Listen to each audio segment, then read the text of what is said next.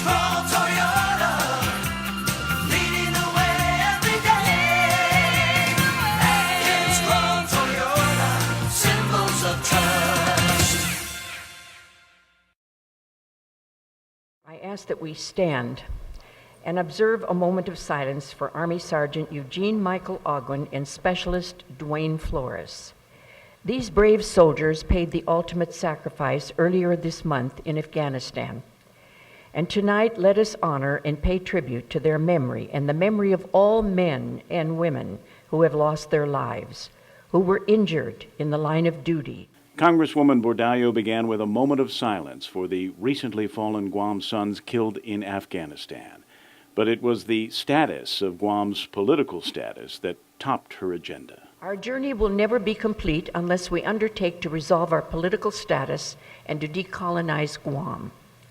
We must renew our determination to take the necessary steps that will define our political relationship with the United States and to give the people of Guam the political dignity that they deserve. She moved on to the budget woes in Congress and the negative impacts that will affect us here on Guam as a result of the billions in cuts forced by sequestration. The Department of Public Health and Social Services has informed the public that several of its programs, including those providing health services to mothers, infants, and children, and those suffering from chronic diseases, will be seriously curtailed if federal funding sources are cut. Several thousand federal workers are also impacted through furloughs for the remainder of this fiscal year. The Congresswoman also spoke about the military buildup, and she said that some progress has been made in breaking the logjam over funding of buildup projects. In a positive step, last year's National Defense Authorization Act, the NDAA, rolled back some of the restrictions on spending U.S. and Government of Japan funds. The provision allows for use of the Government of Japan funds to plan and design infrastructure that will support the realignment at Andersen Air Force Base.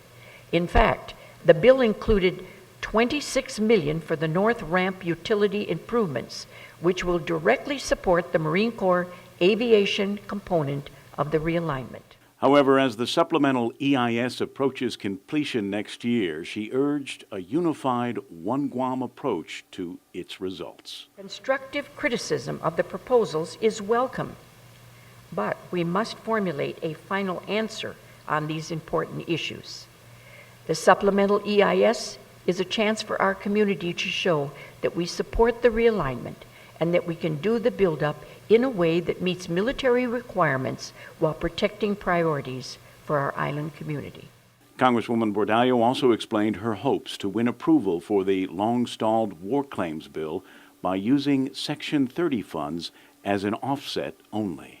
I intend for this offset to only be a placeholder that will enable war claims legislation to be authorized by Congress so the Department of Justice can begin the claims process. Once all the claims have been collected and the amount to be paid is known, I will work with the Obama administration to get an appropriation for the claims in the President's budget. In closing, the Congresswoman called for a renewal of faith to build a better future for all the residents of Guam. In addressing our political, social, and economic aspirations and needs, let us renew our faith in ourselves in order to achieve the best for our island, our home. Kevin Kerrigan, PNC News.